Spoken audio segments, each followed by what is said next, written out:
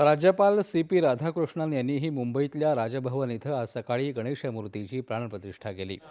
यावेळेस राजभवनातील अधिकारी आणि कर्मचारी मोठ्या संख्येनं उपस्थित होते।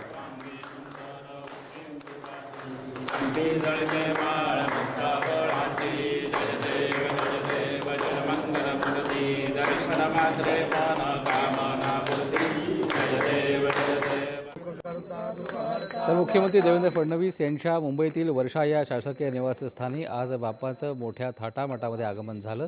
त्यानंतर मुख्यमंत्र्यांच्या हस्ते गणरायाची पूजा करण्यात आली। यासह राज्यातल्या प्रसिद्ध आणि मान्यवर व्यक्तींच्या घरी बाप्पांचं आगमन होत आहे।